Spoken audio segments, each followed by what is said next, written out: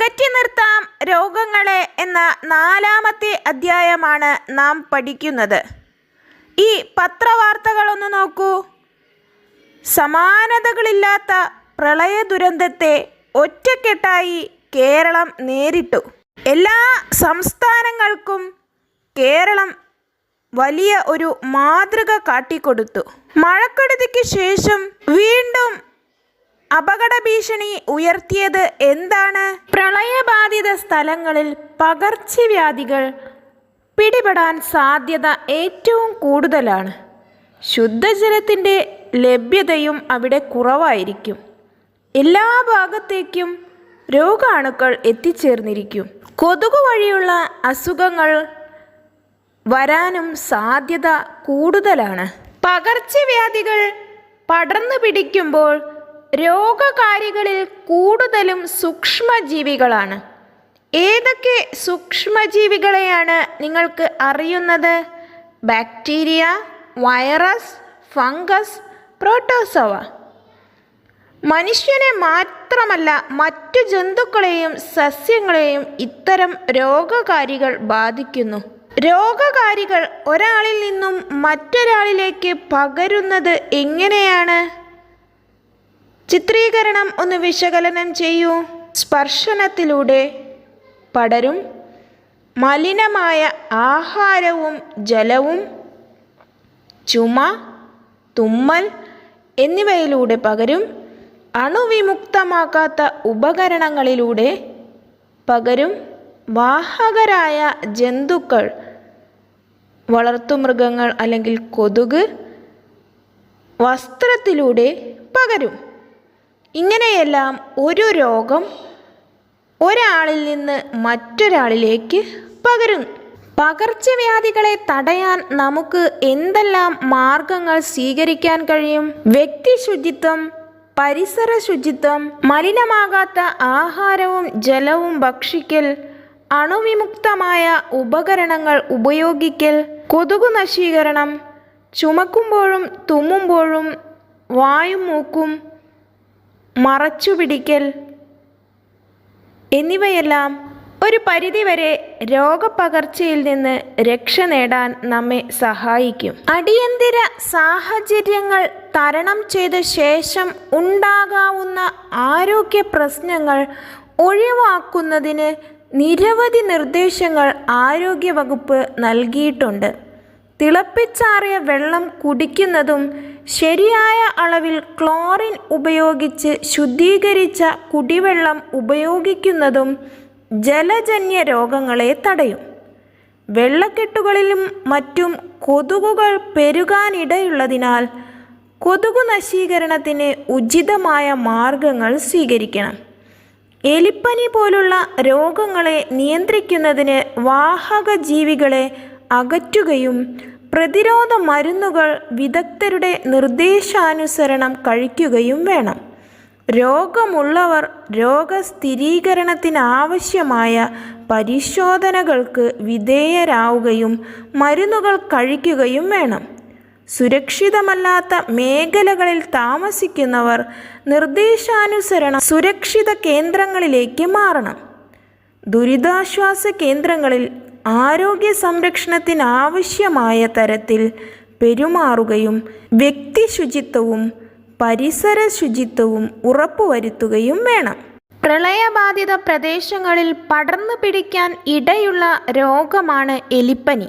എലിപ്പനി ഒരു ബാക്ടീരിയ രോഗമാണ്. ബാക്ടീരിയ ഒരു പ്രോകാരിയോട്ടാണ്. ഇവ ശരീരത്തിൽ പ്രവേശിച്ചു കഴിഞ്ഞാൽ ദ്വിവിഭജനത്തിലൂടെ പെരുകുന്നു. ദ്വി എന്ന് പറഞ്ഞാൽ രണ്ടായി. ശരീരത്തിൽ പ്രവേശിച്ചു കഴിഞ്ഞാൽ രണ്ടായി മുറിഞ്ഞ് പെരുകുന്നു. അങ്ങനെ തുടർച്ചയായി പെരുകി ശരീരത്തിൽ മുഴുവനായി അവ എത്തിച്ചേരുന്നു. അവ ഉൽപ്പാദിപ്പിക്കുന്ന ടോക്സിനുകൾ അഥവാ വിഷവസ്തുക്കൾ കോശങ്ങളെ നശിപ്പിക്കുകയും രോഗമുണ്ടാക്കുകയും ചെയ്യുന്നു. എലിപ്പനിക്ക് കാരണമായ ബാക്ടീരിയ ലെപ്റ്റോസ്പൈറയാണ്. എലികളുടെയും നായ്ക്കളുടെയും മറ്റു ചില മൃഗങ്ങളുടെയും മൂത്രത്തിലൂടെ പുറത്തെത്തുന്ന ബാക്ടീരിയ കെട്ടിക്കിടക്കുന്ന വെള്ളത്തിലും ഈർപ്പത്തിലും നിലനിൽക്കും. ബാക്ടീരിയ മുറിവിലൂടെ രക്തത്തിലെത്തിയാൽ ശരീരകലകളെ ബാധിക്കുകയും ചില ടോക്സിനുകൾ ഉൽപ്പാദിപ്പിക്കുകയും ചെയ്യും. ഇവ രക്തലോമികകളിൽ തകരാറുണ്ടാക്കുകയും ആന്തരിക രക്തസ്രാവത്തിന് കാരണമാവുകയും ചെയ്യും. ശക്തമായ പനി, തലവേദന, പേശിവേദന, കണ്ണിനുണ്ടാകുന്ന ചുവപ്പ് നിറം എന്നിവ മുഖ്യ ലക്ഷണങ്ങളാണ്. തുടക്കത്തിലെ കണ്ടെത്തി ചികിത്സിച്ചാൽ പരിപൂർണമായും ഭേദമാക്കാവുന്ന ഒരു രോഗമാണ് എലിപ്പനി. ചികിത്സയേക്കാൾ നല്ലത് പ്രതിരോധമാണ് എന്ന തിരിച്ചറിവ് രോഗവ്യാപനം തടയുന്നതിന് അത്യാവശ്യമാണ്. എലിപ്പനി പകരാതിരിക്കുന്നതിന് എന്തെല്ലാം നടപടികൾ സ്വീകരിക്കേണ്ടി വരും? കെട്ടിക്കിടക്കുന്ന മലിനജലം ഒഴിവാക്കണം. എലി, നായ്ക്കൾ എന്നിവയുടെ മൂത്രങ്ങൾ ശരീരത്തിലും മറ്റും പറ്റാതിരിക്കാൻ ശ്രദ്ധിക്കണം. എലികളെ എങ്ങനെയെങ്കിലും വീടിൻ്റെ പരിസരത്ത് നിന്ന് ഒഴിവാക്കാൻ ശ്രമിക്കണം. എലിപ്പനിയെപ്പോലെ മറ്റു പല രോഗങ്ങൾക്കും ബാക്ടീരിയ കാരണമാകുന്നുണ്ട്. ഡിഫ്തീരിയ അതിൽ ഒന്നാണ്. ചുമ, തുമ്മൽ എന്നിവയിലൂടെയും രോഗബാധിതരിൽ നിന്ന് മറ്റൊരാളിലേക്ക് നേരിട്ടും പകരുന്ന രോഗമാണ് ഡിഫ്തീരിയ അഥവാ തൊണ്ടമുള്ള്. തൊണ്ടയിൽ ഒരു മുള്ളിരിക്കുന്നത് പോലെയുള്ള അനുഭവമുണ്ടാകും. അതുകൊണ്ടാണ് തൊണ്ടമുള്ള് എന്ന പേര് അതിന് വന്നത്. മൂക്ക്, തൊണ്ട എന്നിവിടങ്ങളിലെ ശ്ലേഷ്മസ്തരത്തെ ബാധിക്കുന്ന ഒരു രോഗമാണ് ഡിഫ്തീരിയ. കൊറിനിബാക്ടീരിയം ഡിഫ്തീരിയേ ആണ് രോഗകാരി. ഇവ ഉൽപ്പാദിപ്പിക്കുന്ന ടോക്സിനുകൾ പനി, തൊണ്ടവേദന, കഴുത്തിലെ ലിംഫ് ഗ്രന്ഥികളിൽ വീക്കം എന്നിവ ഉണ്ടാക്കുന്നു. ടോക്സിനുകളാൽ നശിപ്പിക്കപ്പെട്ട ശ്ലേഷ്മാവരണത്തിലെ കോശങ്ങൾ 2-3 ദിവസങ്ങൾക്കകം കട്ടിയുള്ള ചാരനിറത്തിലുള്ള ഒരാവരണം തൊണ്ടയിൽ ഉണ്ടാക്കുന്നു. ക്രമേണ മസ്തിഷ്കം, ഹൃദയം, വൃക്ക എന്നിവ തകരാറിലാകുന്നു. ടോക്സിനുകൾക്കെതിരെ പ്രയോഗിക്കുന്ന ആൻറ്റി ടോക്സിനുകൾ രോഗബാധ ഏൽക്കാത്ത കോശങ്ങളെ സംരക്ഷിക്കാൻ ഉപയോഗിക്കുന്നു. എന്നാൽ രോഗം മൂർച്ഛിച്ച അവസ്ഥയിൽ മരുന്നുപയോഗിച്ച് രോഗിയെ രക്ഷിക്കാനാവില്ല. അതിനാൽ ഏറ്റവും ഉചിതമായ പ്രതിരോധ മാർഗം വാക്സിൻ സ്വീകരിക്കുക എന്നതാണ്. അടുത്തത് ക്ഷയമാണ്. മുൻകാലങ്ങളിൽ വ്യാപകമായ ഭീതി പരത്തിയിരുന്ന രോഗമായിരുന്നു ക്ഷയം. അതിൻ്റെ രോഗകാരി മൈക്കോബാക്ടീരിയം ട്യൂബർകുലോസിസ് ആണ്. മുഖ്യ ലക്ഷണങ്ങളായി പറയുന്നത് ശരീരത്തിന് ഭാരക്കുറവ് അനുഭവപ്പെടുക, ക്ഷീണം, സ്ഥിരമായ ചുമ. അത് രോഗം പകരുന്നത് രോഗി ചുമക്കുമ്പോഴോ തുമ്മുമ്പോഴോ സംസാരിക്കുമ്പോഴോ രോഗാണുക്കൾ വായുവിലേക്കും മറ്റുള്ളവരിലേക്കും വ്യാപിക്കുന്നു. രോഗം ബാധിക്കുന്ന ശരീരഭാഗങ്ങൾ ശ്വാസകോശത്തെയാണ് മുഖ്യമായും ക്ഷയരോഗം ബാധിക്കുക. എന്നാൽ വൃക്കകൾ, അസ്ഥികൾ, അസ്ഥിസന്ധികൾ, തലച്ചോറ് എന്നിവയെയും ഈ രോഗം ബാധിക്കാറുണ്ട്.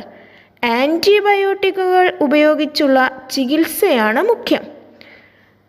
ക്ഷയരോഗബാധയെ തടയുന്നതിന് ഉപയോഗിക്കുന്ന പ്രതിരോധ വാക്സിനാണ് BCG. അത് പ്രസവിച്ചു കഴിഞ്ഞാൽ പെട്ടെന്ന് തന്നെ ചെറിയ കുഞ്ഞുങ്ങൾക്കടക്കം കൊടുക്കാറുണ്ട്.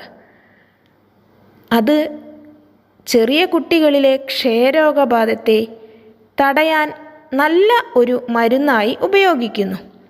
ദേശീയ ക്ഷയരോഗ നിയന്ത്രണ പരിപാടിയെക്കുറിച്ചുള്ള വിവരങ്ങൾ നിങ്ങൾ അന്വേഷിച്ച് കണ്ടെത്തുമല്ലോ.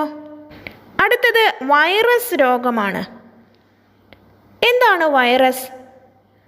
ഒരു പ്രോട്ടീൻ ആവരണത്തിനുള്ളിൽ DNA അല്ലെങ്കിൽ RNA തന്മാത്രകളെ ഉൾക്കൊള്ളുന്ന ലഘുഘടനയാണ് വൈറസ്. സാധാരണ ജീവകോശങ്ങളിലുള്ള കോശാംഗങ്ങൾ വൈറസുകളിലില്ല. ആതിഥേയ കോശങ്ങളുടെ ജനിതക സംവിധാനത്തെ ഉപയോഗപ്പെടുത്തിയാണ് വൈറസുകൾ പെരുകുന്നത്. അവർ എവിടെ ജീവിക്കുന്നോ അവിടെയുള്ള കോശങ്ങളുടെ ജനിതക സംവിധാനം ഉപയോഗിച്ചാണ് വൈറസുകൾ പെരുകുന്നത്. മനുഷ്യരെ മാത്രമല്ല, സസ്യങ്ങളെയും മറ്റു ജന്തുക്കളെയും ബാക്ടീരിയ പോലുള്ള സൂക്ഷ്മജീവികളെയും വരെ വൈറസുകൾ ബാധിക്കാറുണ്ട്. ഈ വാർത്തകൾ നോക്കൂ. ഭീതിയുയർത്തി നിപ്പ പടരുന്നു. നിപ്പ വൈറസിന് മരുന്നെത്തി. കേരളം അടുത്ത കാലത്ത് നേരിട്ട ഏറ്റവും മാരകമായ രോഗമായിരുന്നു നിപ്പ. ഇത് ഒരു വൈറസ് രോഗമാണ്. നിപ്പ വൈറസുകൾ രോഗമുണ്ടാക്കുന്നത് എങ്ങനെയാണെന്ന് ചിത്രീകരണത്തിലൂടെ കണ്ടെത്തൂ. നിപ്പ വൈറസ് വാഹകരായ വവ്വാലുകളിൽ നിന്ന് നേരിട്ടും മനുഷ്യരിലേക്കും പന്നികളിലേക്കും എത്താം. അവർ ഭക്ഷിച്ച പഴങ്ങളുടെ അവശിഷ്ടങ്ങളിൽ നിന്നും മനുഷ്യരിലേക്കും പന്നികളിലേക്കും എത്താറുണ്ട്. വവ്വാലിൻ്റെ ഉമിനീര്, മൂത്രം എന്നിവയിലൂടെ പന്നികളിലേക്ക് വൈറസ് പകരും. നിപ്പ വൈറസുകൾ പന്നികളിൽ നിന്ന് അഥവാ പന്നിയിറച്ചിയിൽ നിന്ന് നേരിട്ടും മനുഷ്യരിലേക്ക് എത്താറുണ്ട്. 5 മുതൽ 14 ദിവസം വരെ ഇൻക്യുബേഷൻ പീരീഡ് ആയിരിക്കും. അഥവാ ലക്ഷണങ്ങളൊന്നും പുറമേ കാണുകയുണ്ടാവില്ല. ഉള്ളിൽ മാത്രമായിരിക്കും വൈറസ് പെരുകുന്നത്. അതിനുശേഷം പനി, തലവേദന, തലകറക്കം, ബോധക്ഷയം, ചുമ, വയറുവേദന, ഛർദി, കാഴ്ചമങ്ങൽ എന്നിവ വരെ ഉണ്ടാകും. ഏറ്റവും കൂടിയ അവസ്ഥയിലാകുമ്പോൾ കോമ സ്റ്റേജ് വരെ ആവാം. വൈറസ് ബാധിച്ചിട്ടുണ്ടോ എന്ന് മനസ്സിലാക്കാൻ രോഗിയുടെ സ്രവം, മൂത്രം, രക്തം എന്നിവയിൽ നിന്ന് വൈറസിനെ വേർതിരിച്ചെടുക്കുകയാണ് ചെയ്യുക. എലൈസ ടെസ്റ്റിലൂടെയും നിപ്പ വൈറസിനെ തിരിച്ചറിയാം. 1998 മലേഷ്യയിലാണ് ആദ്യമായി നിപ്പ വൈറസിനെ കണ്ടെത്തിയത്.